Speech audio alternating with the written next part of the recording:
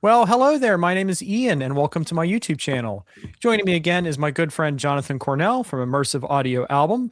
You may know Jonathan's work from Chris Holt's Across the Milky Way album, which we just discussed on Life and Surround's Top 20 Immersive Albums of 25. That's a good segue, I guess, because today we're going to talk about both confirmed releases for the new year, 2026, and we're also going to speculate based on anniversaries that are going to come up. You know, these record labels like to capitalize on 50th anniversaries, 60th anniversaries, anything with a zero at the end of it.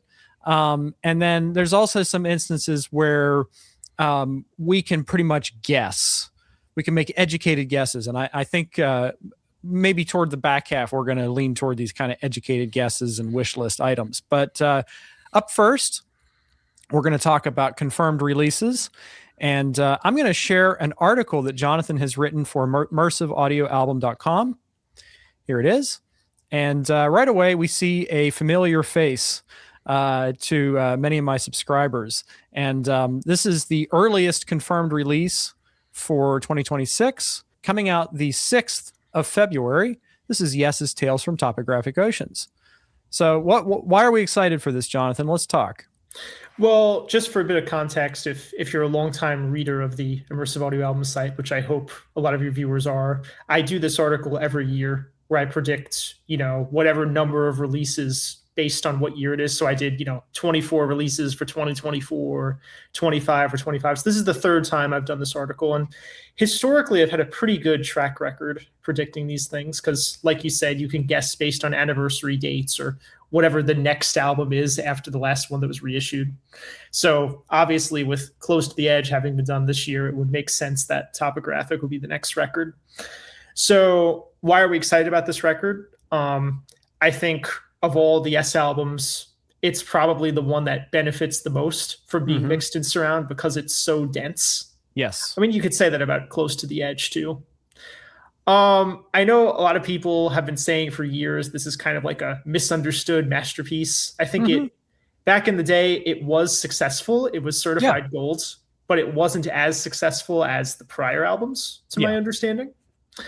The first time I heard this record, full transparency, was when it was reissued in 2016, which was the Blu-ray that you just showed, which had Steven Wilson's 5.1 in stereo mixes.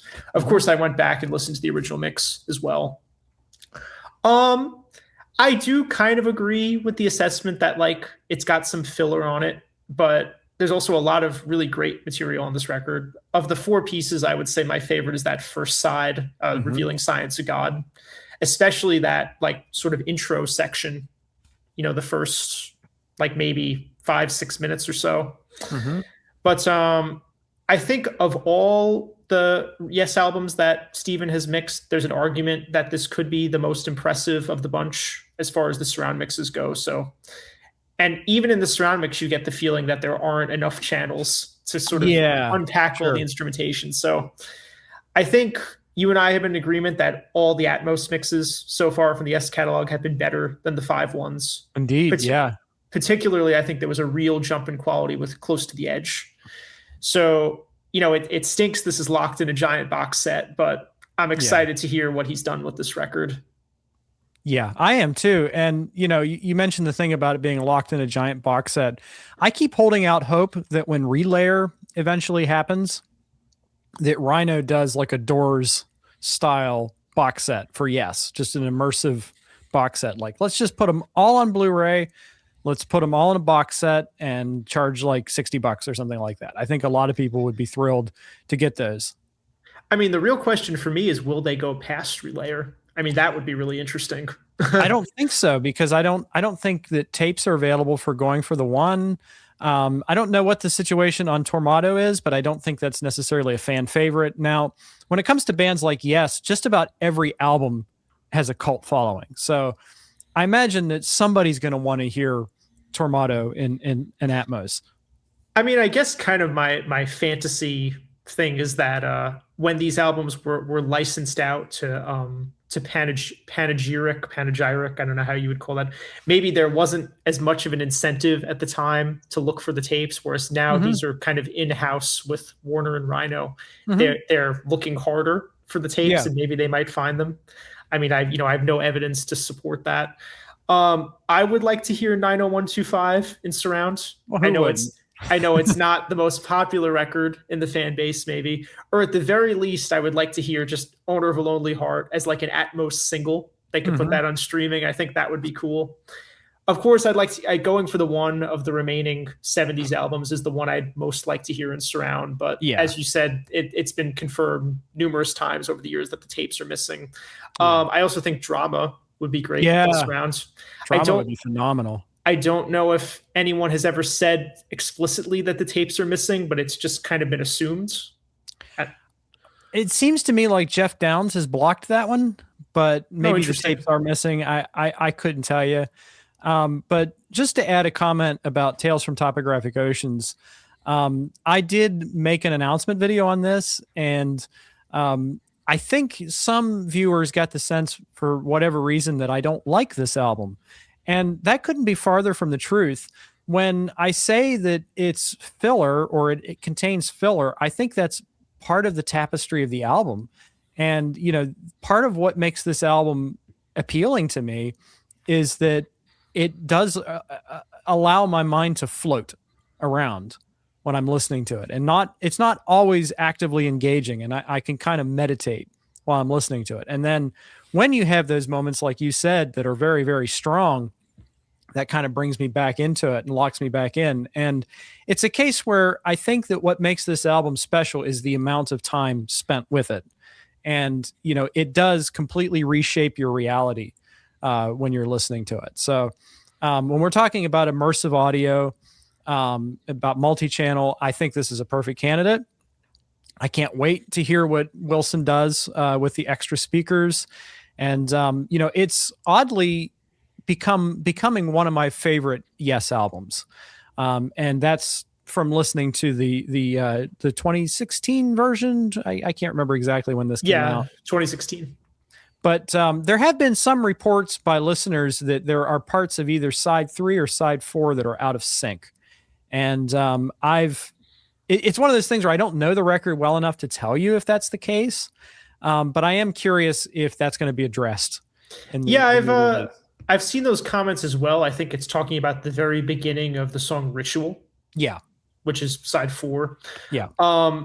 My opinion personally is I think, like, obviously they were playing this stuff like with no click track or anything. It's just the performance itself isn't exactly perfect. Yeah. Which is, part of the charm of it with older records. Yeah. I mean, I could be wrong, but that was my kind of impression listening to it. I didn't hear anything that seemed wildly out of sync to me. Yeah, and when I listen to anything on Tales from Topographic Oceans that sounds weird, I think, well, they must have meant it. This is confirmed for the same day, the 6th of February. And what is this? This is a new record from Big Big Train. So I don't know these guys. Jonathan, you tell us all about Big Big Train's Woodcut.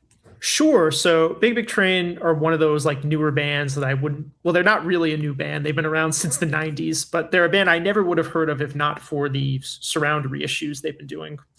So I think we talked about them briefly in another one of our videos. It was probably the one about live albums, because their first surround release was a live record called Stone and Steel. It was recorded at Real World Studios, which is Peter Gabriel's studio, kind of like a live in the studio set.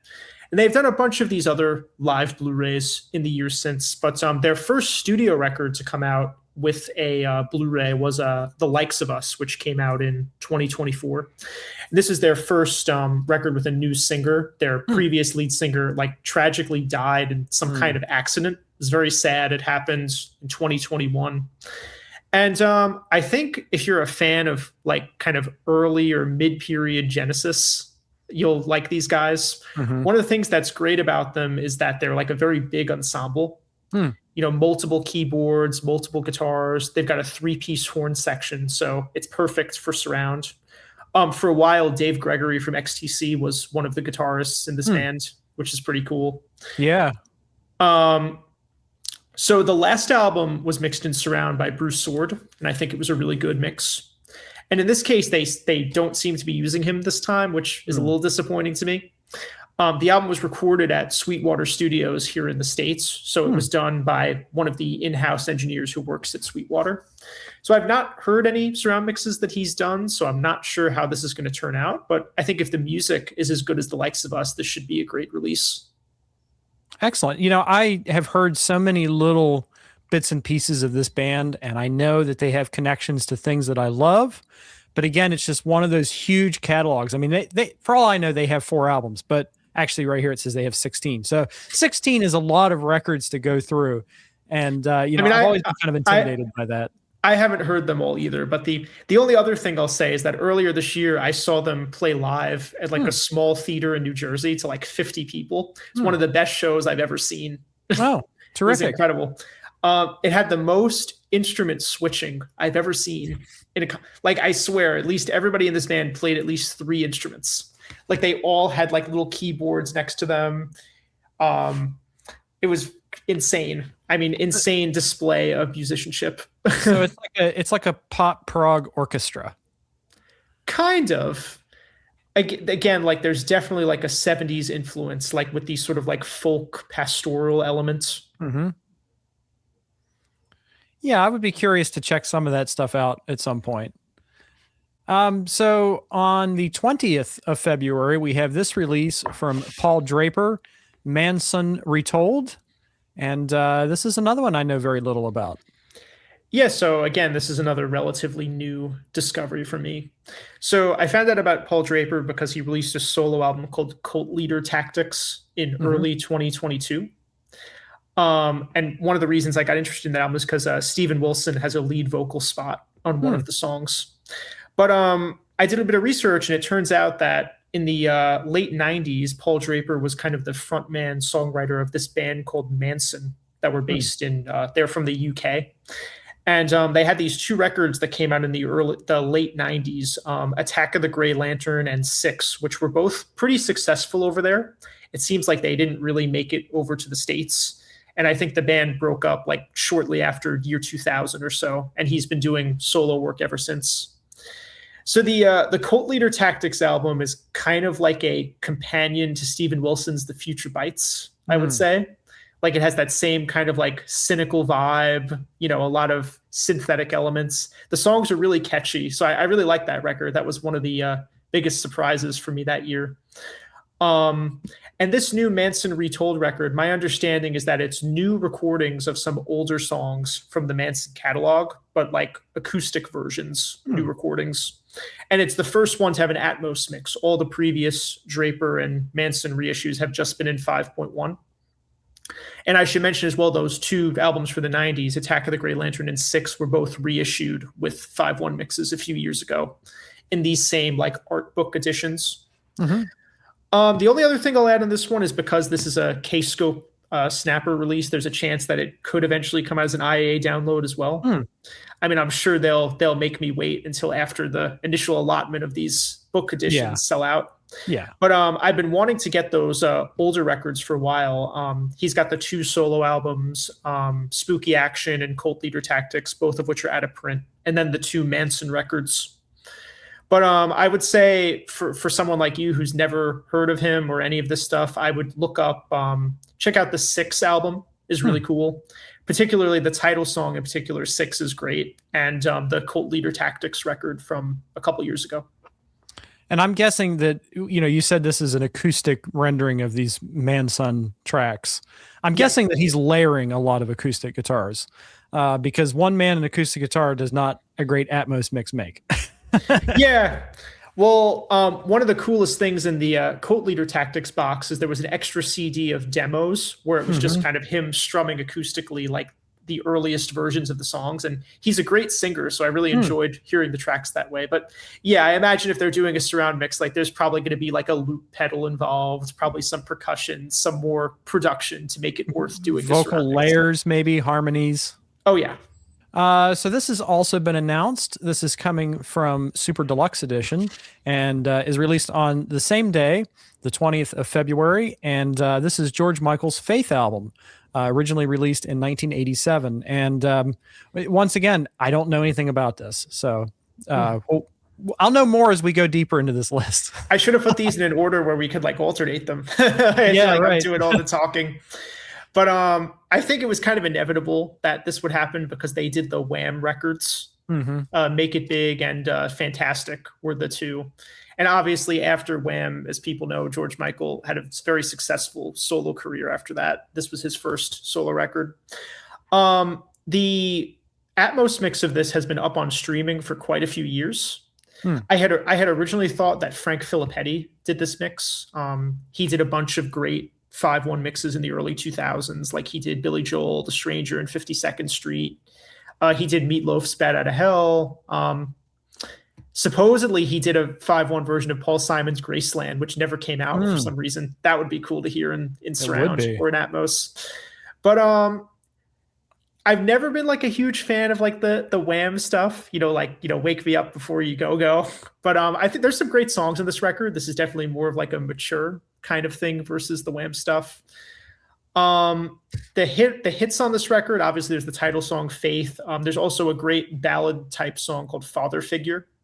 But where I was going before was that I had originally thought Frank Filippetti did this mix because he did the Atmos mixes of a bunch of other George Michael records from later on. But it turns out, according to Paul Sinclair, that the mix was actually done by Chris Porter, who was the original recording engineer on this record and on the Wham stuff. So I've heard the mix on streaming. It's pretty good. I'm glad it's coming out on Blu-ray. And if you like this record, I would definitely recommend checking this out. All right. On the 27th of February, we have the debut recording from Hawkwind, originally released in 1970.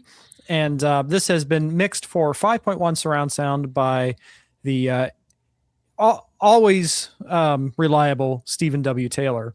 And, I feel like I'm probably best served to talk about this, even though I've never heard this record. Hawkwind, of course, are a legendary space rock group. This is kind of before they were really well known, and this is before Lemmy would have joined. So I've never heard this album. I don't know if I'm going to pick this up. I guess that all depends on the reaction of our viewers. But I have to say that it is budget priced. Like I saw this is going for like $40. So who knows? This might be an easy thing to pick up and might be a way for me to learn about the early years of Hawkwind. But I kind of go from In Search of Space forward, and that's not due to it's not that I don't like those albums. It's just that in recent years I've kind of begun to discover Hawkwind more, because I think when I was first getting into prog, I don't want to say I looked down on them, but they're not like the most technically proficient band. Although the later albums, I think like Quark's Strangeness and Charm, they got more technically proficient. But it was really through the surround sound series that both Stephen W. Taylor and Stephen Wilson have done, where they've gone back and remixed these albums, that I've reappraised them, and I do really enjoy them. And here, I'm talking myself into buying this. Yeah, one of the things that jumped out at me too is this one seems like it's like a simpler package than some of the more recent ones, like Hall of the Mountain Grill or Do Re Mi. Yeah, those were not exactly budget priced, I would say. No, they were a little pricey for someone like me who's just kind of like casual fan of this band. Like I've mentioned in other videos, the only releases I've got are I have Warrior on the Edge of Time, which was done by Stephen Wilson like a long time ago. I have the Days of the Underground box, which was a good deal because it had 3 albums on it. And I agree with you. Quark, Strangeness and Charm, to me, is probably my favorite of the ones that have been done in surround. That the record after it, Hawk Lords or 25 Years On, I think also has some good songs on it. And I have the standalone Blu-ray of Space Ritual, which it would be nice if they do more of those. Sure. Yeah. And it's, I think after the last box set, which was not cheap, I think I was like, you know what? I don't know if I'm going to buy any more Hawkwind, because they do these big expansive box sets, and I tend to be the kind of fan that I only return to the surround mixes. I don't listen to the live material that much. I might hear it once or twice. But who knows? This sounds like it could be a great release. And I guess it depends on, again, the reaction from my viewers, if this is something that they would like to hear me talk about. But at the same time, it's kind of cool that a band is, let's say, as niche as Hawkwind has gotten so many surround releases when there's so many other bands that don't have anything out in surrounds. So it's sure. pretty cool for people who have been longtime fans of them, and I've enjoyed discovering them through the ones I've heard. I would agree with that. Yeah. Yep. So yeah, we're kind of talking ourselves into this one. So I think this is our first to be decided release date. So we are kind of slipping more into the speculative area, although I assume these have been confirmed.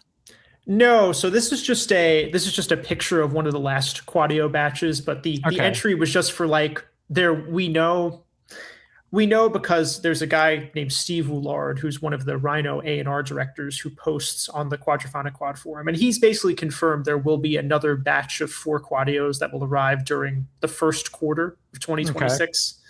I don't know whether it'll be like January, February, or March. I think this year there was one in February. Okay. So the prediction is just kind of a generic, like there will be a batch of 4 Quadios. We're not sure what they are, but we could guess based on what albums were released in Quad in the 70s on the Warner controlled labels.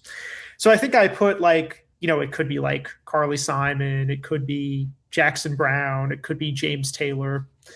I mean, obviously, people can look up what the albums were that were released in Quad from the Warner labels back then. But I would say Carly Simon is probably a strong, I think that's a fair prediction because she had a bunch of albums released in Quad, and they've done 2 of them so far. They did the greatest hits, which you could see in the picture, and they did No Secrets as one of those Atmos and Quad discs like Chicago 2.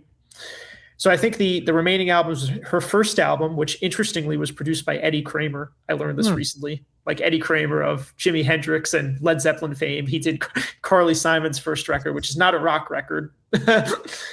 And there's another record called Playing Possum and also Hot Cakes. So there's 3 other ones that they could do. I mean, obviously, there's some of this stuff is like pie in the sky. Like there were 2 albums by the Eagles that were released in Quad in the 70s. I'd love to see either of those done on the border in one of these nights. Yeah. So the Quadio series has been really fun. I don't think we've talked about it that much in this channel, but there were some great releases from this past year. And the ones that are especially exciting to me are the unreleased albums, like where they find a Quad master that was made in the 70s but not released on vinyl or tape.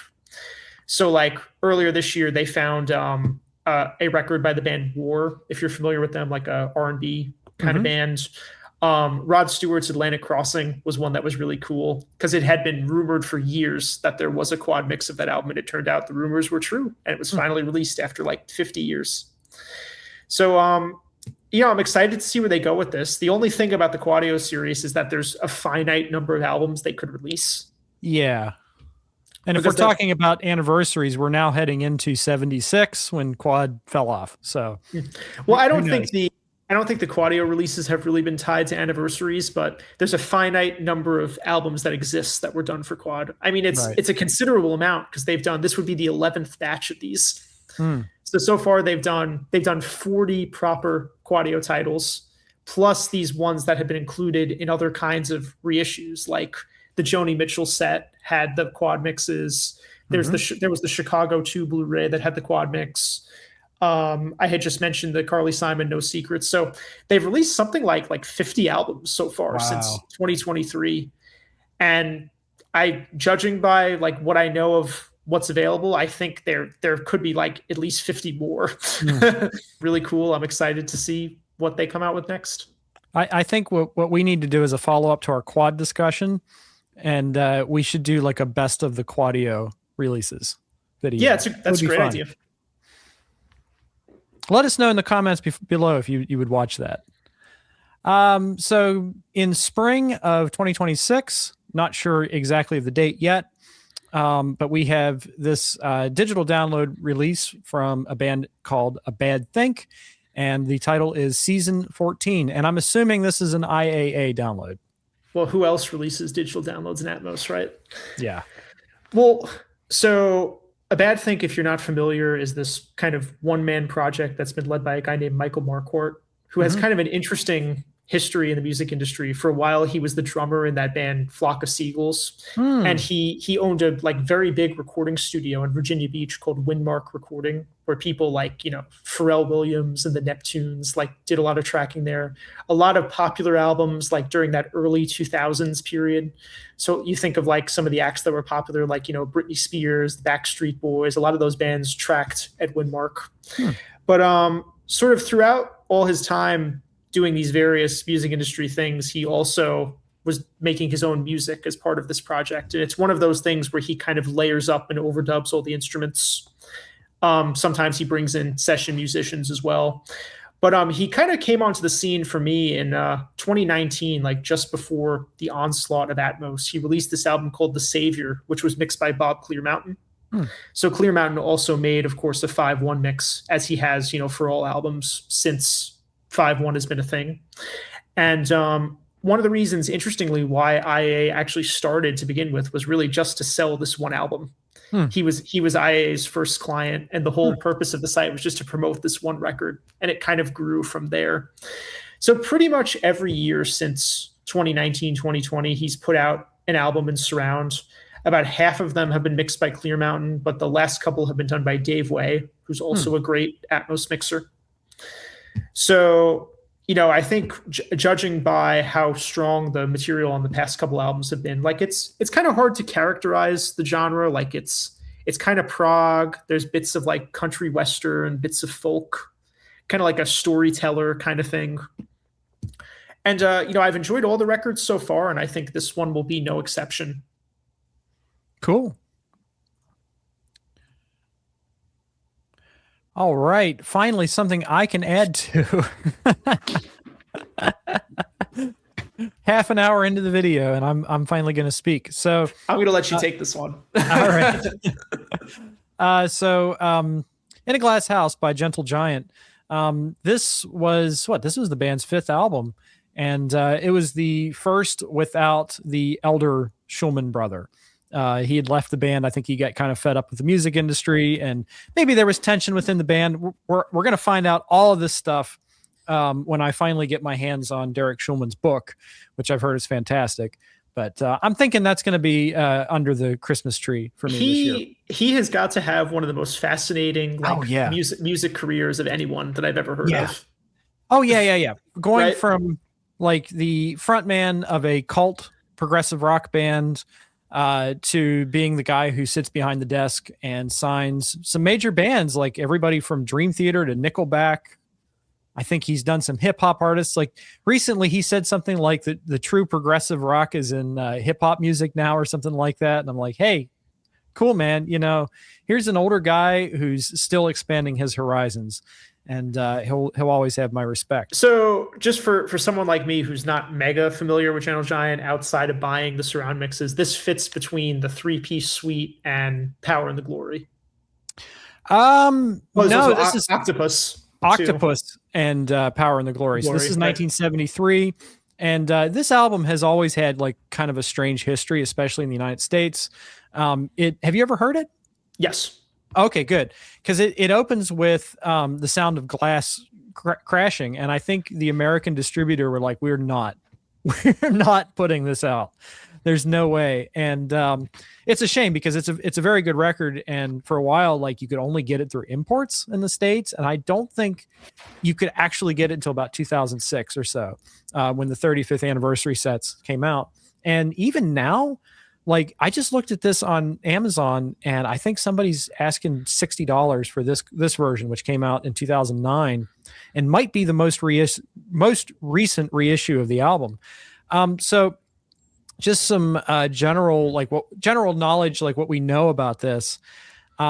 This is a case where somebody was instructed, and I read a Prague Archives post years ago where dude was like, I worked at such and such studio and they told us to junk all the masters, and I was the one responsible for junking In a Glass House. I thought, why would you admit that? But on the other hand, why would you say it if it wasn't true? So these tapes are gone. And it's been kind of the last holdout of kind of the classic era Gentle Giant, because as you said, we got 3-piece suite, which has the available multi-tracks for the first 3 albums, although the first album did come out in that big box set eventually. But so yeah, the long story short is, in absence of available multi-tracks, someone, I'm going to assume Steven Wilson, is going back to the master tape and using AI, an algorithm, to split apart the tracks. And Derek Schulman has said that the results are fantastic.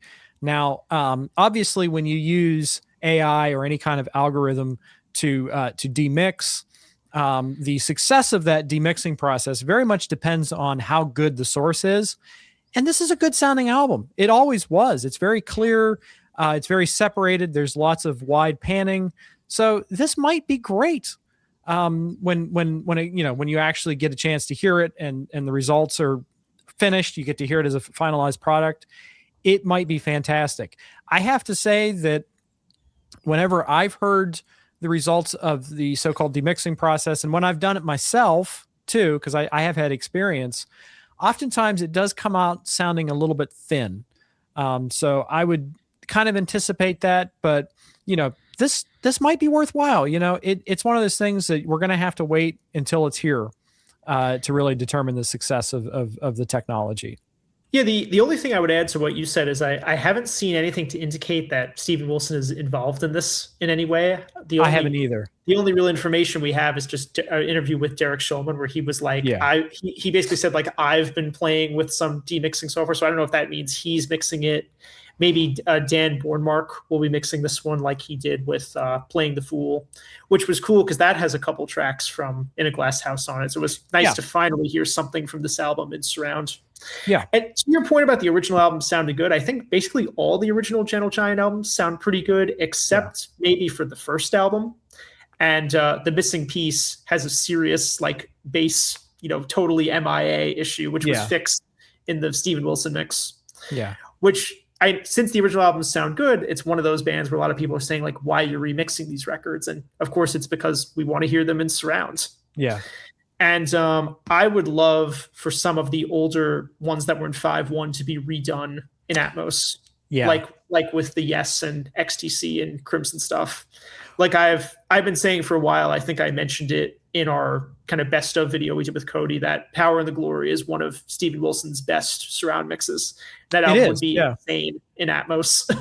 Well, I think this is a good opportunity to address a few comments that we've had from our viewers who are trying to buy those surround sound Gentle Giant releases, and they're not available anymore.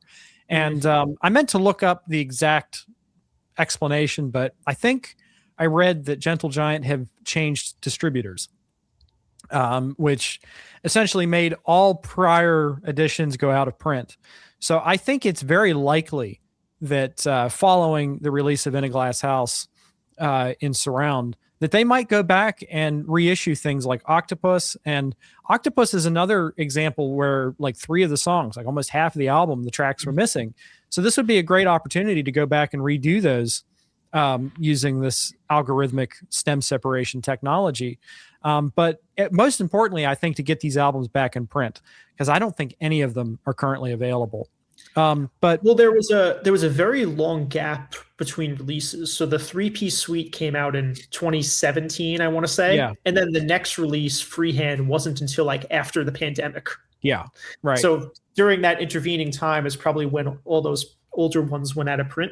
Mm-hmm. But my picks would be, I want Power and the Glory in Atmos, and I would love a standalone version of the first record. Maybe also with an Atmos mix if they wanted to do one. Yeah, it would be a perfect opportunity to revisit that. And who knows how good this technology is. Schulman says that they're using high-end AI. Could we have a restored version of Acquiring the Taste, which is a fan favorite? It's one of my favorite albums. why not? You know, if it sounds good, it sounds good. The only reason why I thought maybe Steven Wilson would be involved with this is that he has been doing some AI assisted demixing on albums like Tears for Fears, Songs from the Big Chair, with like the Broken and the Broken Reprise. And I think there was one on, there was 2 tracks on the New Order yes, album. Brotherhood. Yeah, where he did that. So I thought, well, maybe they returned to him because he has had some experience doing this kind of work. I don't know if Dan Bornmark has gotten into it at all, but he seems like he's a pretty tech savvy guy. So it's, you know, perhaps likely. But either way, you know, I'm very much looking forward to hearing the results of this because as you've said, the Gentle Giant surround releases have been top quality. And I think that they've succeeded in making this band perhaps more popular than they were when they were active, which is what greater credit could I give to a reissue program than that? They're one of my favorite bands to like show people who've never heard of them. Like, wait till you hear this. Like, this is some interesting stuff. And they either run screaming or they're your new best friend.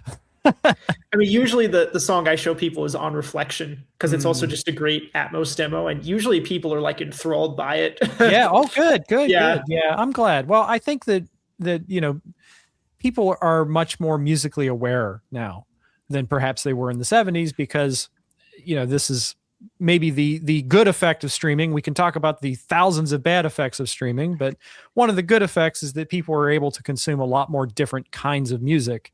And, you know, I don't think there's as many like boxes that things are placed in like there used to be. So yeah, I'm absolutely thrilled that Gentle Giant are finally getting the acclaim that they deserve. Cause I remember when I first heard them, I was like blown out of my chair.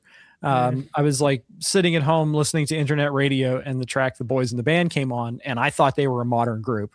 Like I thought this is something that had just come out. So I love this band and very much looking forward to picking up this release in the new year.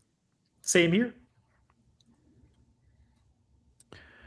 All right. So here's an album that some of you may have heard of.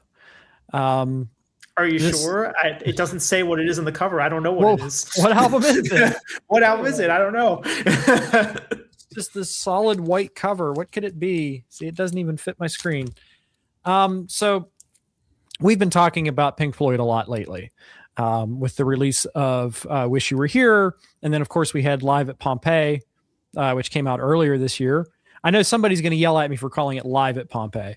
So Pink Floyd at Pompeii. That's much harder to remember.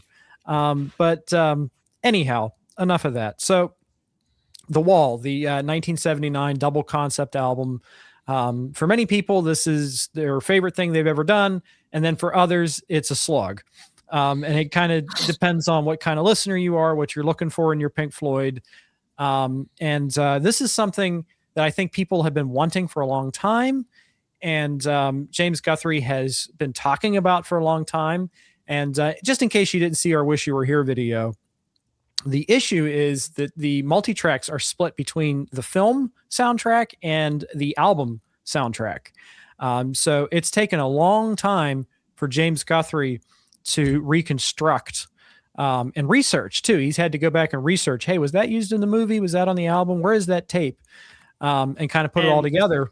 And he's also done a bunch of other mixes in the meantime. Like, and he's done a bunch of other mixes too. He's remixed Animals and Stereo 5.1 in Atmos, and he's gone back and redone Dark Side and Wish You Were Here in Atmos. So it's not like he hasn't been busy in the interim. Yes. But like we said in the Wish You Were Here video, you know, whatever my reservations may be about the way he approaches doing these surround mixes for Pink Floyd, I think he is the right person to remix this album because he mixed it originally. Yeah. And he was involved in recording it as well. I hope they don't make us wait until 2029 for the 50th anniversary of this album. I think the whole anniversary thing is kind of stupid and they should just release it while there's interest in it. Yeah. And I think, like, as with some of the other entries in this list we're going to get to, like, I think there will be a Pink Floyd archival release of some sort this year because there has been one almost every year for the last couple of years. Well, I think Sony acquiring the catalog has been a good thing. But even before that, you know, we had the Dark Side reissue in 2023. Yeah. They must have put out something. Did they put out something in 2024? Maybe my theory about this is wrong. That might have been the Animals Atmos, because remember right. Animals came out in 5.1, and then a year later it came out in Atmos, and a lot of people were upset, and rightfully so, I think. You're exactly right. So there was the Animals Atmos in 24, and then this year we had Pompeii and Wish You Were Here. Yeah. So I mean, it could be this one. Another candidate is, I think it's the 40th. Is it the 55th or the 55th anniversary of Metal? Yeah. 1971. So that would also be a great surround mix. But whatever they want to put out, they did 2 reissues this year, so they could do both potentially. Mm-hmm. Sure. I think the Sony acquisition has kind of changed everything. Yes. Because historically it's been said that sort of infighting between the band has slowed a lot of these reissues down. Particularly, there was the whole controversy about how with the Animals 5.1 mix, the reason it took so long to be released is because they were arguing over the liner notes or something insane. Yeah. So the Sony acquisition kind of removed some of those roadblocks, it seems. Yeah. So I think we will get this album in surround eventually. I just hope it's not that we have to wait another 3 years for it. And aside from that, I think that if Guthrie's going back and reconstructing the album, it's a good chance to remix the film as well. And we have not had an HD version of the Wall film, and that's just staggering to think of. It's unbelievable, and here we are, Blu-ray is maybe on the way out and 4K is kind of taken over. It's time to go back and remaster the film. Give us a 4K release. Criterion Collection. Come on, guys. Absolutely. Yep. Step up to the plate. Give us a restored version of the film, a new version of the album. Long overdue. Oh, then there's these guys. Never heard of them. So you got King Crimson and then you got Queen. Okay, where's my copy of... I know we have a viewer who is desperate to hear us eviscerate this reissue of Queen 1. And just so the video isn't completely negative, because I think we both agree we were kind of disappointed in the Queen 1 Atmos mix. Yeah, sure. But historically they've had a bunch of great stuff come out in 5.1. I think the Elliot Shiner mix of A Night at the Opera is incredible. That was great. Yeah. Also there's a 5.1 mix of the complete album, The Game, which was one of the later records that has like Another One Bites the Dust. That was also a really good 5.1 mix. So historically they've been a very kind of surround friendly band. If you look up Brian May's comments about 5.1 and Atmos, he's been pretty kind of positive about the format. And of course their music is perfect for it, especially, the later albums like A Night at the Opera, where there's more involved in layering. So as we said, they put out the first Queen record on a Blu-ray with Atmos last year, or was it this year? 24. 24. Oh, wait, no, it's 24, then 25. So yeah, mix must have been done in 24, and it must have come out in 25. I think it was on streaming for a while, and then the Blu-ray followed later. And I was reading that Brian May actually tweaked the mix on the Blu-ray, so it's a little bit different on the Blu-ray. So we know just from an Instagram post by Brian May, like he posted a picture of a Pro Tools session. He was like, I'm remixing Queen 2. Like, can't wait to hear this album in Atmos. So whether or not it will be another case where it just goes on streaming for a while and then the Blu-ray follows, that I couldn't tell you. But I think it'll be cool to hear this album in surround. Queen are one of those bands where I'd love to hear the whole discography eventually mixed in surround.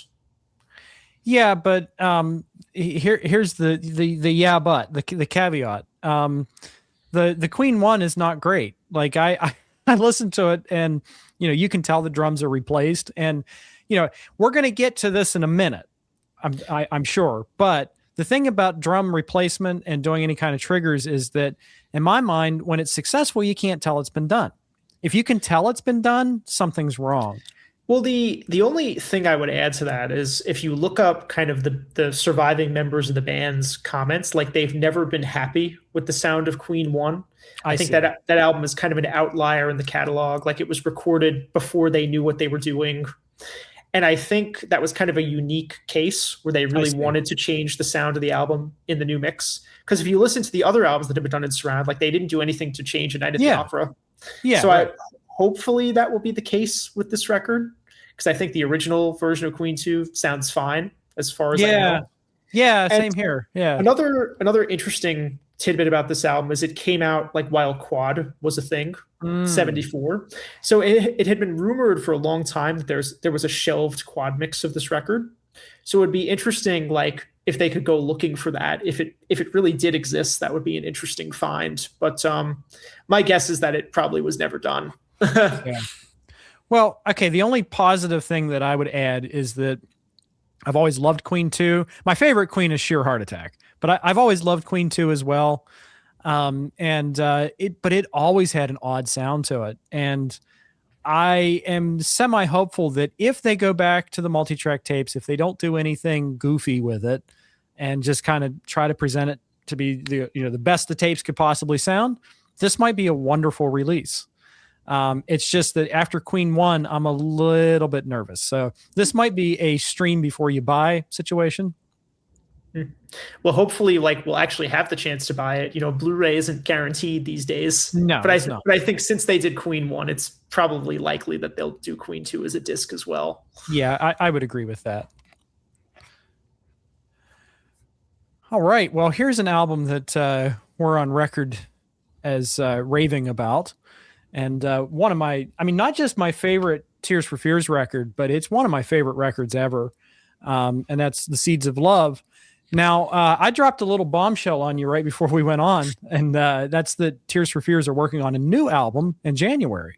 However, we are talking about a band who not only like to use Peter Gabriel's drummers, but they also like to use Peter Gabriel's release schedule. So if they start on an album in January, it's probably going to be another 10 years before it's finished. Who knows? Well, kind of similar to what we were saying about Pink Floyd. Basically, every year since they did The Tipping Point, which was 2022, there has been some kind of Tears for Fears release. Yeah. There was The Tipping Point, there was the Atmos mix of The Hurting, then there was the live record, which also had an Atmos mix, and then this year was Songs for the Big Chair. So I think they will definitely release something next year. Mm-hmm. Whether it's the Atmos mix of this, which has been in the can for the last 2 years. Steven Wilson said in a social media post in 2023 that he finished the Atmos mix of this record. So it's been done for a while. So whether it's that's the new release for next year, or it could be this new album or something else, I don't know. But I think it's safe to bet that it's a safe guess that there will be something from them. Yeah. Well, this is one of my favorite albums, and I absolutely cannot wait to hear what this sounds like in Dolby Atmos, because I actually think that the old version of it is terrific. It's one of Wilson's best mixes, but the leap from Songs from the Big Chair 5.1 to Atmos was enormous. So I can only imagine what this is going to sound like. I mean, to me, this is another one like Topographic Oceans, where there was too much even for 6 speakers. Yeah. I mean, in exactly. a song like You're the Knife. So yeah, I'm right with you on that one, and being super excited for this. And I think this is, all but confirmed, because, of course, we're talking about Talking Heads for your music, but they've done the albums leading up to this. They've done 77. They've done more songs about buildings and food. I didn't buy either one of those, mostly because the prices are rather high, but you can get them on sale. Very often, it seems. Like like last month they were like $50 a piece or something like that. This is another one like with the Yes box sets, where I feel like they're kind of really milking this material for all it's worth. Yeah. But just to give people a bit of history, during the mid 2000s, there was a box set called The Brick that had all the Talking Heads albums, all 8 of them mixed in 5.1. The mixes were done by Jerry Harrison, who was one of the guys in the band, and he worked on them with an engineer named E.T. Thorngren, who unfortunately passed away a few years ago. But the mixes are done, right? They're on streaming already. So yeah. So there were 5.1 mixes that were done in 2006. Those are what's on The Brick. And then there were also standalone. They were dual discs. So it was double-sided disc with a DVD audio on one side, CD on the other. Yeah. Then when Atmos came out, kind of like with the Doors catalog, they just went back and mixed them all again in Atmos. And the entire catalog dropped on streaming at the same time, like in sometime in 2022, I want to say.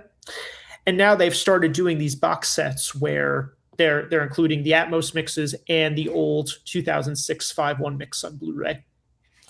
The only exception, though, interestingly enough, and I learned this later, is that the Talking Heads 77 is a different mix that was done by Ed Stasium and was not by Jerry Harrison, E.T. Thorngren. And I think I did a review of it. We can link in the article, but the Atmos mix of 77 is way better than the 5.1 mix. The rest of them, it's been a while since I've like closely listened to these, but it feels like they've kind of just taken the 5.1 mixes and sort of elevated a couple things to the heights. Like they sound pretty similar to the 5.1s. I think the 5.1 mixes were generally pretty well done. Yeah. Especially the later albums like Remain in Light or Speaking in Tongues. That's the one I have. Yeah. Those are kind of the albums where you feel like if they could have mixed them in surround originally, they would have, because there's so much in those. A cool thing about this record is I think this is the one where like the King Crimson connection really comes in. I think Adrian Belew and Robert Fripp. Yeah. So like right from that first song, I Zimbra. Like that song could have been on Discipline, right? And been. Like Frame by Frame could have been on this record, you know? Absolutely. Yeah. So they're kind of twins in that regard, those records. Yeah. I love Remain in Light. That's the only one that I own physically. Plus I own the Stop Making Sense 4K from A24. I haven't bought any of these early Talking Heads albums in Atmos, mostly, again, because of the price and just being interested in other things. But I keep saying that, well, when they do Fear of Music, they'll have me on day one. I'll pre-order Fear of Music. So I love this album. And this trilogy is, I think, their pinnacle. This one, as you said, Remain in Light, and then what is it? Speaking in Tongues? Is that the one that's got Burning Down the House? Burning Down the House, yeah. Yeah. So that trilogy, that is the great era of Talking Heads. So I'll have to have those. But yeah, love this album, love this band, and they do quality work, I think, in the surround sound field, and the music lends itself very well to it. And not only that, but I've heard this mix already. I've listened to it on streaming, and it's really good. So can't go wrong. Totally. All right. So we know that there's going to be some kind of King Crimson release in the new year, because possibly there's always more than one. possibly even more than one, as I'm sure we'll talk about. I know that you feel pretty confident that Islands will happen, and man, I can only imagine how the comments are going to be, but I'm dreading it because I don't like this album. Can I say that? Is that okay to say? Well, we talked about this a little bit we did a review video of the Poseidon and Lizard Atmos editions that came out earlier this year. Mm-hmm. And one of the things that was interesting is at DGM, they held like kind of this open call that fans could listen into, where they talked about future releases. And I know they mentioned Islands as one that they're considering for a complete recordings edition, which makes sense because it's the next album after Lizard, right? Yeah. But the more interesting suggestion to me was they said that they might do another version of Thrak that's mixed by Steven Wilson this time. And I think that would be really cool, because I think you and I both really like that record. Mm-hmm. I think we're not in total alignment on whether the previous 5.1 mix was good. I think it has some good moments. I wouldn't say it's one of the best ones in the series, but I really like that record. And Walking on Air is one of my favorite songs from Adrian Belew's whole tenure in King Crimson. I love that track. Beautiful tune. My problem with the Thrak 5.1, we're always using these very untechnical terms like punch and glue. And, I'm sure that people understand what we're talking about there. I think that Thrak lacks at least one of those things. It feels like it's too spread out. Like it's maybe too discrete, and it's lost some of its power compared to the stereo mix. Now, the original stereo mix, unfortunately, was affected by brick walling, in my opinion. Like, it's very distorted sounding. You can't really hear a lot of details. So if Wilson's going to be involved, if he could sort of bring back some of that punch and glue, as we like to say, but also have the discreteness of the Jaksic mix, I think it could be the best version of the album by far. And again, Thrak is one of those albums that it's like Seeds of Love, that it's way too big for 6 speakers. So, I think hearing those double drums and Atmos would be incredible. Like, how would you even approach that? Like put them in the sides or what? Well, the 5.1 mix, it was one was in the front and one was in the back. Yeah, So which for worked Atmos, okay. I don't know. I feel like putting maybe one on like ground level and one at the ceiling would be kind of silly. But I would be curious to hear what he comes up with that. But Yeah, going back to Islands, yeah, it's never been a favorite of mine. I think Ladies of the Road is a good track. yeah. I enjoy that song, and the one you had mentioned as a highlight for you is Sailor's Tale. Sailor's Tale is incredible. Yeah. So, I mean, it depends on like what the competition is as far as other things that come out at the same time. But if the price is right, like I would maybe pick this up. Yeah. Oh man, I just don't see me sitting through the complete recording sessions. They would have to put some sort of live release, because the live band, this was the first King Crimson touring lineup since Mach 1. So if there's a live release, it might be good, because the live aspect of this band was fantastic. It just did not translate to the studio recording for me. And I don't know how to describe the way this album makes me feel, other than to say maybe a little depressed, which is exactly how Robert felt during the making of it. So I think it comes right through, but people love it. So I don't know. Is Atmos going to be finally the format that makes me fall in love with this album? I think it's a little unrealistic, but stranger things have happened, I guess. I mean, I'll say, like, of all the albums on this list, it's probably like one of the ones I'm least excited for. Yeah, same here. Now, that being said, and we've discussed this before, if they did the 80s trilogy, a complete recording sessions editions of the 80s trilogy, I would buy those in an instant. Put them out all at once, and I'm in. Discipline 81, right? Yeah. So 45th anniversary. Technically, they would be justified in doing it next year, so that would be cool. Yeah, not only that, but you've got Adrian going out and doing the whole beat thing. Like, I feel like this would be the perfect opportunity to do the 80s trilogy, because I think they announced some like South American dates or something for 26. So, I honestly think those records probably sold better anyway. So I always thought we would get those before they'd go back and do Islands, but who knows? There are a lot of fans of this record, and I'm sure they're all going to scream at us. I mean, like I said, I'm basing this off of what they said in that DGM conference call, but like with so many other things, we know there will be a Crimson release. We're just not totally sure which album it'll be. Right. Yeah. Oh yeah. Well, here's a pre-order item, if I ever saw one. XTC's Black Sea album. And we just did a review on Drums and Wires, where here I am contradicting myself. So we both talked about how Drums and Wires really won us over in the Atmos mix. Even though we've heard the stereo mixes, we've heard. But I like that album more than Islands, even before I heard it in Atmos. Yeah. So yeah. there was already some interest in it, but to me, this is where XTC really become XTC. The songwriting and production performances are on all cylinders. This is one of the last records they did when they were a touring band. They would tour English Settlement, but that's when that whole thing would kind of implode. Yeah. But after Drums and Wires, I'm hungry. I'm hungry for Black Sea, man. Like, this is gotta happen. I've been like, I listened to the 5-1 mix recently, which is really good. Mm-hmm. And I've been trying to imagine in my head, like, what it could sound like in Atmos. Because I think, I said this when we did the Drums and Wires video, but I think this album takes like everything that was good about Drums and Wires and just like kicks it up a notch. Yep. I mean, every song on this record is great. Yep. Maybe the only song I'm not totally convinced of is Travels in Nihilon. If that's how you say it. Not Nylon? Nylon. I don't, yeah. That's the only song I'm not totally convinced about, but it's fun in surround, like with the guitar moves around the room. But every other song except for that one, like, I totally love on this record. Yeah, I would say I like Travels and Nylon a lot. Sergeant Rock is going to help me is kind of the but it's okay. It's kind of fun. Yeah. But Towers of London is a masterpiece. Or like No Language in Our Lungs. No Language in Our Lungs. Yeah. Paper and Absolute Iron. Masterpiece. Paper and Iron. That whole second side really is amazing. So yeah, what can we say? Make this happen. Well, the only other thing I would say is it's been interesting. Like, I think they kind of hit a wall as far as doing the other albums that haven't been done in surround yet.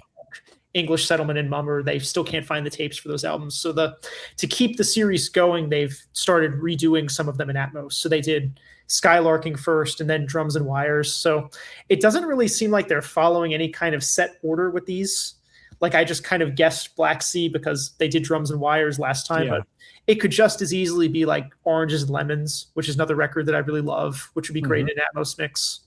I think they will all get done eventually. All the ones that have been done in 5.1 will probably also get Atmos versions. But I'm not sure like what the strategy is as far as what order they're releasing them. Yeah. Maybe what sells the best. I don't know. Like I'm sure somebody knows what are the top selling XTC albums. Okay, let's do it in this order. Well, I think in America, the biggest one was Skylarking. Yeah, and that was the first one. Or no, second one they did. It was the first one they went back and redid. Yeah. Technically, the Big Express was the first one to have an Atmos mix. The first one in Atmos, yeah. But that was kind of like where the series ended, and then it looped back to Skylarking. But you know, like I know folks who think that XTC began and ended with Drums and Wires. So I think that is probably one of their best sellers in America. Probably also in the UK as well. Yeah, right. Well, it's that song "Making Plans for Nigel." I think that really helped elevate that record. But like I go to like vintage vinyl shops pretty frequently, and like you see XTC records in them. I wouldn't say they're massively common, but I've seen copies of Black Sea, Drums and Wires, English Settlement. So those records did make it here. Yeah. So let's talk about Let's Dance. It's been a while since we've had some Bowie in Atmos. Well, we got Ziggy Stardust in 2024. So there wasn't a release this year. Yeah. Well, actually, that's not entirely true because, like, literally just a day ago, an Atmos mix of the song "Heroes" dropped on. Not a bad mix, too. I need to listen to it. I mean, we've talked about wanting the Berlin trilogy in Atmos. I think that would be great. Yeah, Bowie has kind of an interesting history with surround. Like, a lot of the bigger albums haven't been done. And supposedly they say, I've read this online, but I don't know where the information comes from, that apparently it was his preference that only the people who worked on the original albums would be the ones to work on reissues. So in the case of like the albums that Tony Visconti did, like he's the one who did the surround mix of those. Like he did a 5.1 mix of Young Americans. He did he did Stage. He did an Atmos mix of Space Oddity for streaming, which is pretty good. And then for Ziggy Stardust, it was Ken Scott who did the Atmos mix, which makes sense because he did the original. So the reason I bring this one up is because Clear Mountain said in an interview, like very recently, that he mixed this record in Atmos. And, this was one of, I think, Bowie's most popular records. It was kind of a comeback record, as far as I'm aware. And he worked on this record with Nile Rodgers originally. And I think it should sound amazing in Atmos. Oh, yeah. Because Clear Mountain's a great mixer, and there's lots of sound effects and layering and interesting things on this record that would lend themselves to surround. And a young Stevie Ray Vaughan. So, like we've been saying with other stuff, I think this is a likely possibility. I also think like it would be cool if Ken Scott did some of the other ones, like Aladdin Sane. Aladdin Sane, was the one I was going to suggest would be great in an Atmos mix. So, yeah, I think it could be one of the two. I think it will either be this one or Aladdin Sane that ends up getting an Atmos mix next. Well, I don't know. That Heroes drop is tantalizing. Yeah, it's true. Give us Low is my favorite Bowie record, so that's the one I'm hoping for. That would be for Visconti to do. Yeah. Now, do you think Visconti did the Heroes Atmos mix? Most likely, because it's confirmed that he did the Space Oddity Atmos mix. Okay. So yeah, I think that's a strong possibility. All right. Oh, Mr. Collins, this is one that a lot of people want. Well, the reason I suggest it is because we got No Jacket Required this year, which was like a surprise out of nowhere. And it's sold out. Is it gone now, or what's the deal with No Jacket? Oh, I don't know. I haven't been paying attention, but I guess it wasn't really that much of a surprise because it was 1985. It originally came out, so the anniversary date aligns. And as we talked about in the video we did with Ryan and Mike, the Atmos mix of that was great. So. I think Face Value will probably be the next one because it's the anniversary next year. Originally came out in 81. And, I've always wanted to hear In the Air Tonight and Surround. I mean, what's going to happen is that big fill going to come out of the height speakers. I was going to say, yeah, I'm already preparing to air drum. But I think for people who maybe like weren't the biggest fans of No Jacket Required, like that album, it is a little dated. It's a little. This is kind of a more somber, kind of more timeless record than No Jacket Required, I would say. It's probably my favorite of his solo records. And if Steven ends up doing this one, I think it'll be a great release. Well, it's not a question of if. I did see a interview with Steven That's right. on Quadraphonic Quad Forums where he said that he's mixed the entire Phil Collins catalog. So who knows what that means? Yeah, we should link that in the comments. He gave a really good interview to Rolling Stone earlier this year where they asked him specifically about some remixing projects. Like he talks about the Rolling Stones in it and the Dead and the Who and a bunch of other bands. And yeah, he made this comment. He was like, I had Hugh Padgham with me and like we remixed all the Phil Collins records. So yeah, like I said in the piece, it's kind of inevitable, I think. You know what I want is a Steven remix of Abacab. Well, I put Trick on the Tail on this list later. Oh yeah, we're going to talk about that in just a minute. But yeah, the only thing I was going to add was I dragged my feet on No Jacket Required. I didn't buy it. And I was curious about it because, as you've famously said, nobody does an 80s mix like Steven Wilson. And I just kept thinking, oh, you know what? It's only $20. I'll get it eventually, when I have a little extra money. And now it seems to be gone. So I think I'll probably jump on this one when it comes out because I know that this is more connected to like Duke era Genesis. Like you've got Behind the Lines on this, right? Yes, that's right. Yeah. So, and if you know your Phil Collins history, this is a lot of these songs I think were as a result of his first divorce. So when you're talking about it being more somber, that's probably a lot of that real life influence coming in. But yeah, anyway, the moral of the story here is, kids, don't drag your feet on any surround mix releases. The only thing I'll add is when they reissue it, please use the original cover. Don't use the 2016 cover with old Phil. Yeah, I would agree with that. Ooh, I think I've heard of this guy. These guys. I think I've heard of these guys. So where is my copy of this? Bongo Fury, amazing album. Frank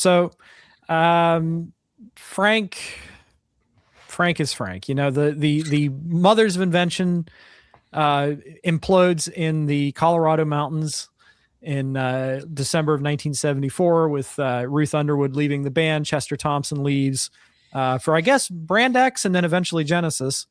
And what does Frank do? He puts together a band with a young drummer, Terry Bozzio, who would go on to have an amazing career.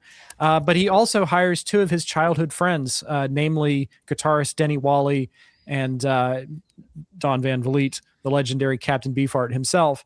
And what results is this album, Bongo Fury, which was maybe not the meeting of the minds that most people wanted from it at the time, but I think it's gone on to become a rightly deserved classic. But so Don was a brilliant artist, a visual artist first before he was a musician. And he was the kind of guy, though, that he would sign any contract that was put under his nose. And by 1975, he was locked into so many conflicting contracts. He couldn't record, he couldn't tour, he couldn't work. And so Frank was like, come be a member of the Mothers, buddy. I'll pay you. I'll give you a job. And, there's all these like great stories like of Don sitting beside the monitor and drawing pictures of Frank as the devil and stuff like that. And drummer Jimmy Carl Black, who was in the original Mothers of Invention, described this period as two geniuses on an ego trip. And there have been so many just, little tantalizing little snippets from this tour, like the early version of The Torture Never Stops, which was on You Can't Do That on Stage Anymore, Volume 4. And I think fans have always wanted, myself included, a box set of the Captain Beefheart Bongo Fury concerts. And, the anniversary was this year. The Zappas generally like to do things around anniversaries. And I know that in our previous video for December, I was really hoping they'd squeak out an announcement for this box, because it's one I've been looking forward to for a long time.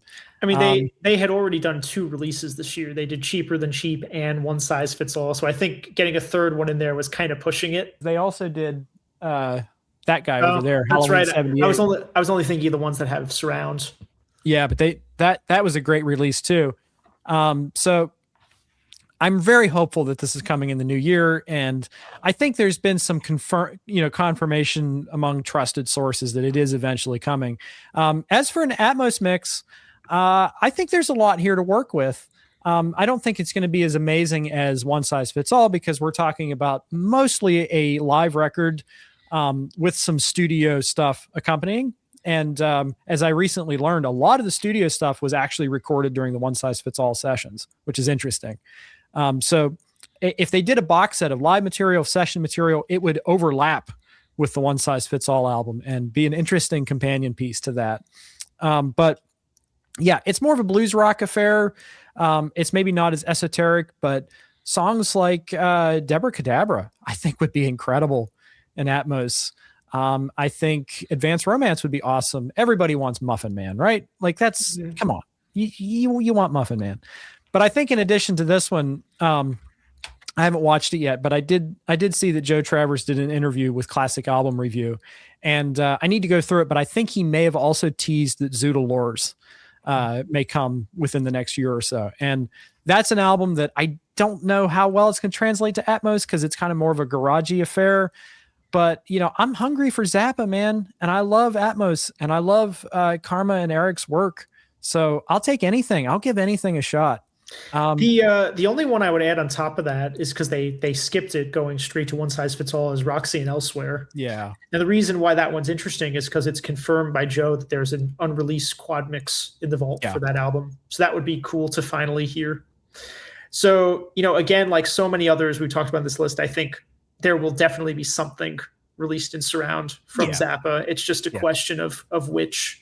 And they're ones that stick pretty close to the anniversary dates, like you say. Yeah. So I think there's a strong possibility it'll be this one. And I think the fans want the extras. They want a concert from this tour. They want to hear more of this Beefheart stuff, because this is legendary stuff. And Beefheart's got an audience. There's a lot of people who are like, Beefheart camp, Zappa camp. It would potentially expand the Zappa releases to a whole nother audience, in my opinion. And one other comment, and that's that next year is the 60th anniversary of Frank's debut album, Freak Out. Now, I had mentioned on our announcement video in December that an Atmos mix may be possible of that, because in the late 80s, Frank remixed it for CD. And Frank's remixes are highly controversial, if you didn't know that, but because he made a lot of interesting choices, to say the least. But I did talk to a friend of mine who's more of a Zappa expert, and he kind of corrected me and said, well, the whole album wasn't remixed in 87. It was just a few key tracks. So, who knows? Who knows if those multi-tracks even exist anymore? But I know Joe has said that he's presented the record label with a plan for the 60th anniversary of Freak Out. So it's possible, if not the whole album, maybe specific tracks might get remixed. Who knows? Again, I'll take any Frank I'll get, in stereo, multi-channel, mono, anything, any Frank. I'm Frank hungry, man. Right on. Surprise me. That's what I say. All right. Here's a chance for me to be quiet for a little while. All right. Well, so the Who by Numbers. So the reason I suggest this one is it's kind of the missing link as far as all the albums by the Who that have been mixed in surround. We've got Tommy, we've got Who's Next, we've got Quadrophenia, and we got Who Are You this year. So this one came out between Quadrophenia and Who Are You. So I think this is a strong candidate for the next album that will be done in surround. Now, granted, the mix of Quadrophenia is only on streaming services, and it wasn't mixed by Steven Wilson. It was done by Richard Whittaker, who's done a bunch of other stuff like Bridge of Sighs and the Thin Lizzy albums. So I guess it could be a Richard Whittaker mix. It could be a Steven Wilson mix. But if I had to guess like what would be next from the Who, I think this is a strong candidate. Yeah. It's not too much to say about that one. And the Who are one of those bands that I admire and just have not taken the chance to sit down and listen to. I wanted, what is it? Who's Next? Mm. I wanted that from SDE when it came out, but I was unaware of the fact that SDE basically their whole business model is that they sell out. And who wouldn't? Well, who wouldn't in the physical media? I was one of the suckers who bought the Who's Next box set. It's the biggest box I've got. I mean, it's one of my favorite records. So yeah, and it also it basically has a second album's worth of material in surround. There's like 13 bonus tracks that are also mixed in Atmos. So that's like a tall set. It was worth it for that. Yeah. Well, I was just going to say that I would love to be as into this band as you are. And it's just one of those things, like the timing just hasn't quite worked out, but I love Who's Next. I think it's a great record.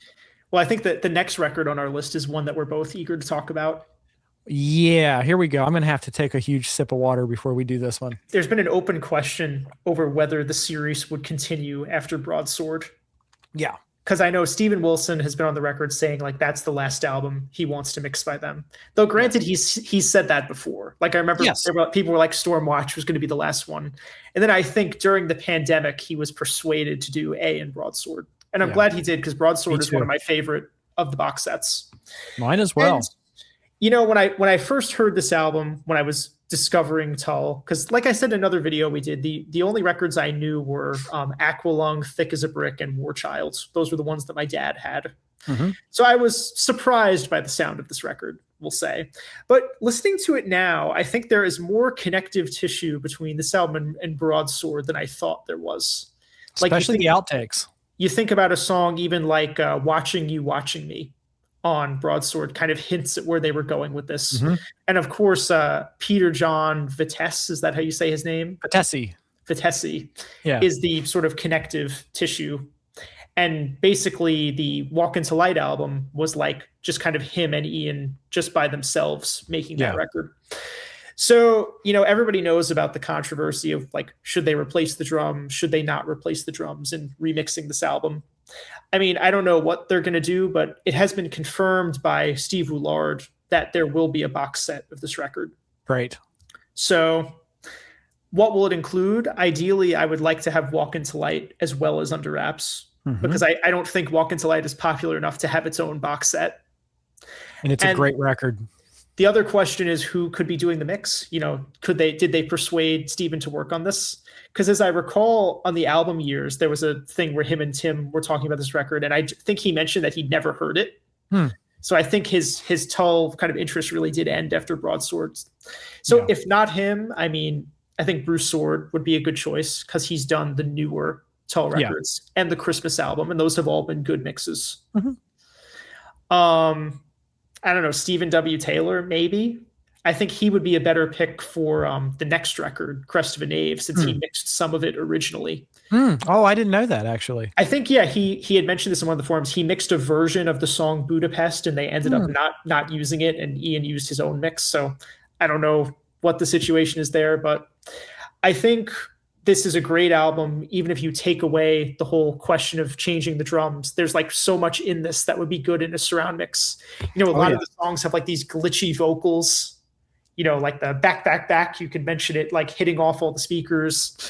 Because the drums are synthetic, you could do crazy things like with the toms in the ceiling and have the snare in front of you. I think it has the potential to be one of the best surround mixes in the series. Yeah. And also, absolutely. I think the songs in this album are good. Like there's catchy tunes, Later That Same Evening, Paparazzi. I think it gets a bad rap maybe because Lap of Luxury to me is one of the lesser songs on the record, and that's the first track. But I think from there it gets better. So I'm actually really excited about what this is going to sound like in surround. Well, I would just point to Apogee. I think that's my favorite song on the album, and it smokes live. So if they were to do a box set, the Hammersmith Odeon concert is a must. If they can't do it in surround, which would be my preference, just a cleaned up stereo master would be just fine, because that concert is, oh my God, great. So I'll talk about this album briefly. So there's a couple of things here that makes this album a historically important album for Tull fans. Number one, they locked in Doane Perry is the drummer on this tour, and Doane would be with the band for another 30 years. So that alone is amazing, historically. But this is also kind of the last classic Tull record, in my opinion, because Ian would suffer a vocal strain injury on the tour. And so the albums after this, his vocals changed character quite a bit. And many fans would say a decline in vocals going forward. I also think this is the last gasp of the innovative Jethro Tull, the spirit that made albums like A Passion Play or War Child or even Aqualung. Like there was something kind of adventurous about Aqualung for its time too. And after this, I think they started to play it a little bit safe. Roots to Branches is an outlier, but like albums like Catfish Rising or even Rock Island are not as bold as this record is. So for me, it's not my favorite Jethro Tull album. It's not my least favorite Jethro Tull album either. It's kind of somewhere in the middle. I know that the decision to use electronic drums was extremely controversial at the time for fans because fans wanted them to keep making songs from the wood. And this is kind of unfair, in my opinion. So what I think people need to realize is that when I did my video, I think last year, about the Under Wraps album, I discovered in researching old A New Day magazines and reading Doane Perry's interviews that when the band recorded this, they tracked live to the drum machine. The drum machine parts were something that Ian Anderson devised. I don't know if he had help from Peter John Vitesse in that, but the band actually sat up and played to the drum machine. So I feel like going back and having a drummer come in and replace those tracks would not be a successful choice, because one of the main issues with this album, in my opinion, is maybe the lack of dynamics that you would have with like a real drummer. And I feel like that's something that you can't replicate without actually going back and just re-recording the whole thing. My take on it is the problem isn't completely the drums. It's more that there just isn't enough bass. The original that's interesting. Very thin. Yeah. So I feel like the first thing I would want to do if I was mixing this record is just make the bass guitar louder. I think that in itself would really change it for the better. But I'm willing to sort of be open-minded. I think it would be interesting to hear what it could sound like with different drums. If not, if not a live drummer, I mean, I think triggers would be an interesting idea. Yeah. That's kind of what I had postulated on my video. And it would fix the issue of like being worried about syncing. Yeah. If you were to use triggers, obviously it's not the same as having a real person play live with it. But I mean, the exciting part for me is being able to hear it in surround, new drums or old drums. I think it's an album that really has the potential to be transformed by a surround mix. Yes. And, I'm kind of repeating what I said on my old video, but if they were to do triggers, I think they could sample Doane Perry's kit from back then, and we could like get what would it sound like if Doane Perry had, because Doane joined the band after the album was recorded, and famously Ian Anderson said in the liner notes to this album, this version of it, that he wished that Doane had been on the album. So like if you sampled Doane Perry's drum set and presented a triggered version with Doane's sound, I think that would probably be the best way forward. And another thing that Doane had mentioned is that there's so many layers of drums that it would be impossible for a human to actually play them without like multi-tracking or something like that. So yeah, trigger seems to be the best way forward. And as a fan, as somebody who's kind of grown accustomed to the cold sound of the original, I wouldn't mind it if they gave us the option. Like, let's hear a mix with triggered drums. Let's hear a mix with the original drum sounds in there. Because like, if you go back and listen to the Broadsword set, there are tracks where they're using the same drum machine. And I think like Commons Brawl is one of them. Or No Step, maybe. Fallen on Hard Times. I'm pretty sure those are not real drums. Is that right? I'm just guessing based on how it sounds. You might be right about that, but the point I was making is that, Steven was able to make those drums palatable to me on the Broadsword mixes. So I think that somebody, well, let's just say Bruce Soord, if he were to do it, I think somebody who knows what they're doing could make even the original drums sound great. So I would like to hear it both ways, like give me a hypothetical version and give me like a more faithful version. I think I would be thrilled. And I agree with you that Walk in Delight needs to be there. I think that there are many songs on Walk in Delight that I actually prefer. It's also got a better drum sound too. And it's got a better drum sound too. So I'm not so sure if the drums would even need replaced on that album, but hey, give it a shot. Let's see what comes of it. So I only discovered that album recently, but you're right. There are some great songs on it. Made in England, user friendly. Catchy tunes. Different Germany. I almost wish some of that stuff was used on Under Wraps. Yeah, exactly. Yeah, I would agree with that. So one other comment I wanted to make, and this is something for the super deep nerds, but if you buy this 2004 version or 2005 version, this most recent reissue of this is 20 years old now. Wow. And they screwed it up. So they used an alternate master of this album for the remaster that's actually worse than the 80s CD. And I think I have the 80s CD somewhere over there. But you mentioned Lap of Luxury. The drums are actually much more abrasive on the 2005 remaster than they were on the original. So this album is desperately in need not only of a reissue, but a loving reissue, I think. But yeah, this is the chance. I think it has the potential to be really good if they get it right. And I hope that people go back and reevaluate it. I mean, have they really gotten any of these Tull reissues wrong? They've all been good. No, so they've all been terrific. I'm cautiously optimistic about this one. So this is another speculation, or does this exist on streaming already?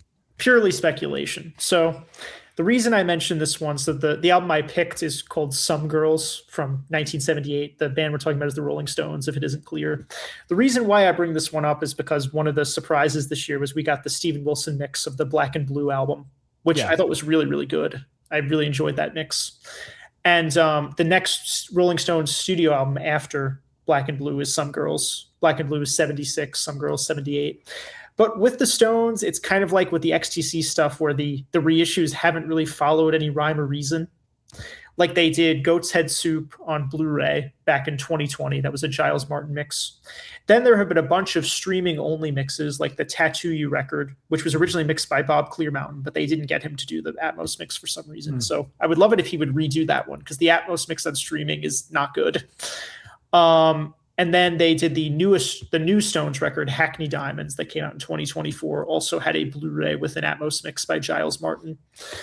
So if they're going in chronological order, there's a record between Black and Blue and Goat's Head Soup called It's Only Rock and Roll that they skipped.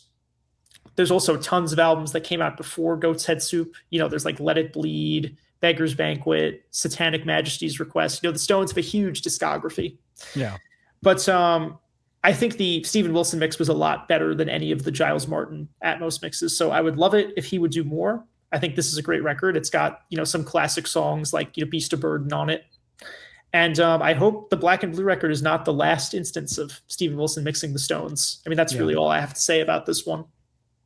Super. Yeah, I didn't hear Black and Blue, but I heard great things about it. So I would dial it up on streaming if you have a free afternoon and check it out. All right. Yeah, I might do that. Ooh, okay. So last year we got The Lamb Lies Down on Broadway, which is my favorite Genesis album. And in my opinion, they didn't do a terrific job of it. But as we discussed in our very lengthy video that I'm sure that many of my subscribers have seen, and if not, just go look for it. Maybe I'll link it in the description or whatever. So that mix was overseen by Peter Gabriel and Tony Banks, and Bob McKenzie did the work on it. Now, I read on your article that Bob McKenzie has left Real World Studios. Yeah. Well, I did an interview with Hans Martin Buff, who works at a Real World, and he did obviously the Peter Gabriel IO Atmos mix, which was incredible. Terrific. And he had mentioned to me in the interview that Bob McKenzie has since sort of left Real World for other opportunities. So it's kind of an open question. I mean, we would like to assume the fact that they did The Lamb means that they're going to continue these reissues, but nothing is really confirmed. Trick of the Tail obviously is the next record that has its 50th anniversary next year. I don't like the Nick Davis 5-1 mix of this record at all. I think I've not heard it. I think it sounds like just really harsh and like sucks all the warmth out of the original. And it's also just not that adventurous a mix. I do love this record, however. Obviously, this is when Phil sort of steps out into the spotlight. And, there's some incredible songs in this album like Squonk. And in the right hands, I think it could be a great Atmos mix. So, I said in the article, I think, Hans Martin Buff would be a good choice for this. Stephen W. Taylor could be a great choice for this. Steven Wilson, of course, if he wanted to do it. I think this period of Genesis, he said, is like his favorite. When they were still kind of proggy experimental, but it was after Gabriel had left. Yeah. So, I hope it's being considered for an Atmos mix, and I hope it's better than the one for the Lamb. I would just say that as a huge Genesis fan, I'm not buying any more of their box sets unless they hire a credited engineer who I trust. And even so, I have a feeling that if you were to get somebody like Stephen W. Taylor to do this, he would still be ordered around by Tony Banks. Obviously Peter Gabriel wouldn't be involved in this album, but we can't necessarily blame Bob McKenzie for the way that the Lamb sounds, because he was just being told what to do. I mean, we don't know what went on in the room, what changed. That's kind of the thing. We talked about this with James Guthrie, with David Gilmour and Roger Waters.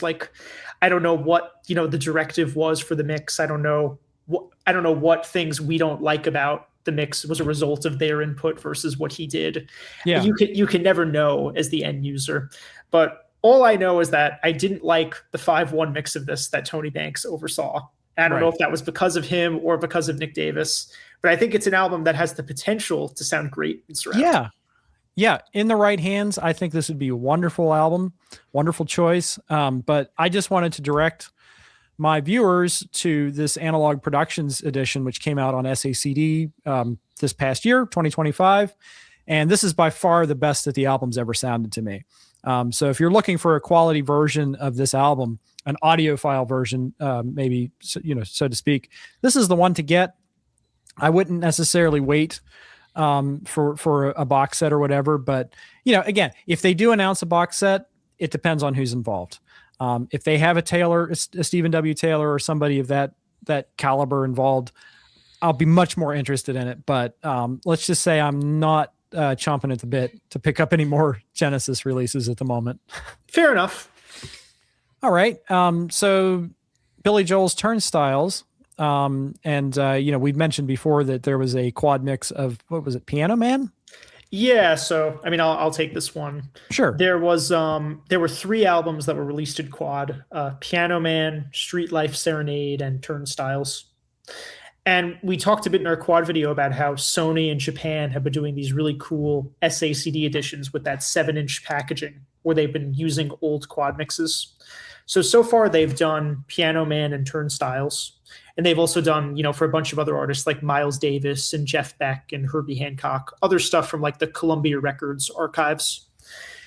So the thing that's exciting about Turnstilles, and I mentioned this in the other video, was that there was never a discrete tape version of this album. So we talked about how at Columbia Records, they would release things on LP, which used this process where the record would get folded down to stereo, then folded back to quad, and you would lose some sort of separation in cogency in the mix.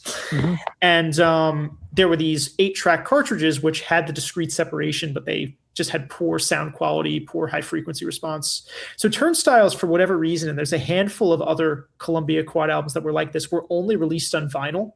So no one really knows what the quad mix is supposed to sound like.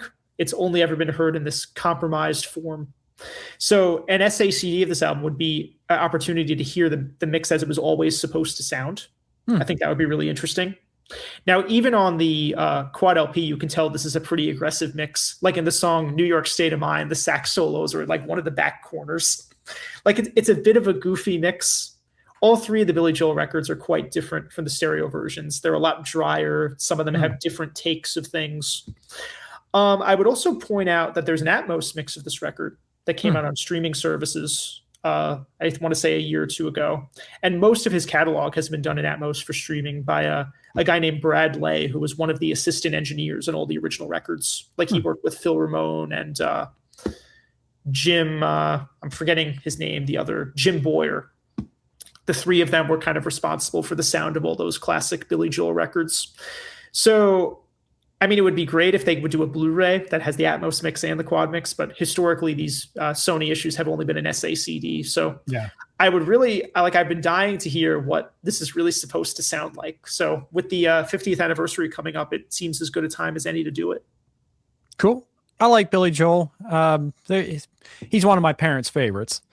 But I haven't really taken the time to listen to too much of his stuff. This one I'll go quickly. So if you're familiar with Spandau Ballet, they were like a 80s kind of like new wave synth pop band. Now, Steven Wilson has been, if you've been following online, Steven Wilson is close friends with Gary Kemp, who was the main songwriter, kind of guitarist in this band. He wasn't the lead singer. And earlier in, I think it was in 2024, there was a Facebook or Instagram post by Gary Kemp where he showed a picture of himself at Steven's studio and mentioned that Steven was working on like a greatest hits collection for Spandau Ballet. And I think most people suspected this was a compilation called Gold that came out in the early 2000s. It's named after one of the Spandau Ballet hit songs. It's called Gold. It has like 18 or 19 songs from across their 4 or 5 albums. And I think we were expecting that would be released as a standalone Blu-ray, maybe by SDE. But instead, they've split the songs across these box sets. So they did this box set this year covering the early years, where it has a Blu-ray with only 6 tracks mixed by Steven. So my guess is that the remaining tracks from after 1982 will just be in another box set that comes out this year. Yeah. And then maybe after all that's over, Paul Sinclair will get to do a single disc Blu-ray. But the second box set would have that song True on it, which is their most famous song. All right. Oh, and then we've got some Elton John potentially. Yeah. This is just a guess because the Blue Moves record has its 50th anniversary in 2026. We talked a little bit about this record on the video we did with Ryan and Mike. But this was a double album, and it was the last album for a few years that had Elton John's like classic band on it. You know, being a double album, like I think it does have some filler on it. Like it's not considered the strongest record of the classic run, but I think it is a record that would sound great in surround because like they really went all out like with the production and layering on this album. And it's one of those albums where it's been confirmed that Greg Penny did a 5/1 mix like 20 years ago, but it ended up never being released on SACD. So I would hope if they do a box set of this one or an SD Blu-ray or something, it would include that old 5/1 mix that no one ever heard and a new Atmos mix. Well, as I had mentioned on that Mike video, I'm waiting for Goodbye Yellow Brick Road, and I'm sure a lot of people are. It's already on streaming. So you can hear it in Atmos if you want. Yeah, but I'm waiting for an SDE release of that. And that's probably his best known record. I mean, it's hard to say, but all of these 70s ones, you know, it's hard to pick which is the one that's most popular that everyone knows. I mean, I think it's one of the greatest runs in history. Sure. Like from that record, Elton John, that has your song on it, up through this record, like basically one record a year. I think I think there was one year where he did 2 records. They were both great. Yeah, I mean, I love Greg Penny's work on these mixes, and I think there will be some kind of Elton John release next year. It may not be this record. It could be Goodbye Yellow Brick Road or one of the other ones that's on streaming, like Honky Chateau or Elton John. Well, the last 2 items on the list are 2 albums that just dropped on streaming, where we're hoping they might eventually be released on Blu-ray. One of them is Prince's Around the World in a Day, which was again mixed by Chris James, who also did the Atmos mixes of Purple Rain and Diamonds and Pearls. I think there's a strong chance of this getting a Blu-ray because Purple Rain was out on streaming for about a year before they did the Blu-ray version. And then the second one is, I think this was maybe the biggest surprise of the year, was Jeff Buckley's Grace. Oh yeah, we're going to talk about that in a minute. Yeah, which was a surprise Steven Wilson mix that came out like a day or 2 ago. Yeah. And I think as soon as that dropped, everybody was like, when's the Blu-ray coming? So I hope that Sony will consider doing a Blu-ray of that one. And, you know, they've done Blu-ray of the Jimi Hendrix stuff, so it's not out of the question. Yeah. Yeah, and I gave this a listen. I don't know if it's for me or maybe it was my mood at the time, but I need to hear this a few more times before I decide if I would want to get a physical media version of this album. But it does sound great, is the thing. It sounds terrific. I think everybody thinks of the song Hallelujah Yeah. But really, I think that's not entirely indicative of what the rest of the record sounds like. No. I think it's interesting. I was sort of reading about his background, and one of his favorite bands was Led Zeppelin.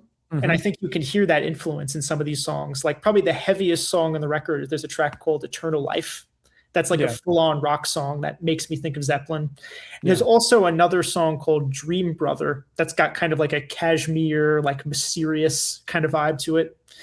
And aside from the tracks like Hallelujah that are just him playing the guitar, there's a lot of layers and interesting textures to play with. And I think Steven did a great job mixing this record, as he always does. He did, yeah. And, just a comment, I wouldn't mind if some of his dad's records came out in Atmos. Tim Buckley. Of course, Tim was signed to Zappa's Bizarre Straight label.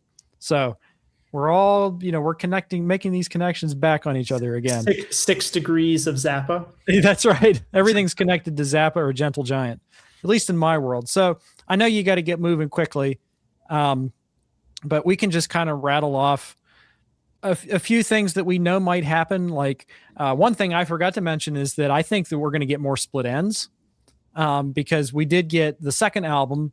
What is it? Second Thoughts. But in the liner notes, they said, oh, we're going to do more. And there are, of course, much more famous albums than Second Thoughts. But I'm going through these real quick, but like Brian Ferry, we got Boys and Girls. So the next album, Bête Noire, is already streaming in Atmos. Another great Bob Clearmountain mix. Jimi Hendrix, the missing one is Are You Experienced? Yeah. Obviously, next year is not the anniversary year, but then again, this wasn't the anniversary year for Axis. So I think it would be interesting to hear what could be done with that record. Granted, there's even less on it than there is on Axis. Pink Floyd's Metal, we talked about being a potential one because of the anniversary. Tom Petty and the Heartbreakers, a band we haven't really talked about in this channel, but the Long After Dark record was done as a Blu-ray in 2024 with a great mix by Ryan Elliott. And there are a bunch of other records on streaming as well. But their debut album has an anniversary year in 2026. So that could potentially be the next one that gets an Atmos mix. Another band we haven't talked about, Pearl Jam. A bunch of their classic albums from the 90s have been streaming in Atmos for a while, but they've started doing Blu-rays of them. So they started doing Dark Matter, their new record, which is really good, by the way. I don't like the production of this record. Like the mix is really compressed. It's very dense, but the songs are great. And then the older records, Vitalogy and Binaural, have been done on Blu-ray. So I think there will be at least one more release from them next year. Yeah. And then as far as new music goes, I think we know that Steven Wilson's already working on a new record. So that could be something for next year. And I bet we'll get something from Bruce Soord or the Pineapple Thief. Because it's probably usually the cycle is they do a Pineapple Thief record, then a Bruce solo record. So the last Pineapple Thief record was in 2024. Then they did that archival box set this year. Yeah. So I think it could be a new solo record from Bruce or just a new Pineapple Thief record. Either way, he's one of my favorite, musicians today. So I'm down for whatever he wants to do. Excellent. Yeah. And one more thing. I know you got a minute. Kraftwerk have confirmed that Radioactivity will be released on some sort of Atmos format. I'm guessing streaming, but they did do Autobahn on Blu-ray. So I think we'll see that on Blu-ray. And that's the only Kraftwerk, like classic Kraftwerk album that I'm missing, aside from their first three, which do need to be revisited at some point. But Radioactivity is confirmed to be coming sometime in the next year. So I got to let you go because you got a commitment in 2 minutes. But Jonathan, as always, it's been a pleasure. And don't forget, if you've been watching this extremely long video, if you made it to this point, don't forget to subscribe to both of our channels. Leave us a comment. Let us know what you're most excited for. If there's anything that we've talked about that you want to hear review, your feedback does count. But until then, I want to wish everybody a happy holidays and hope you have a great new year. And Jonathan, we'll be talking really soon. So catch you later, my friend. Thanks for having me on. Yeah, thanks again. All right. Bye-bye. Bye.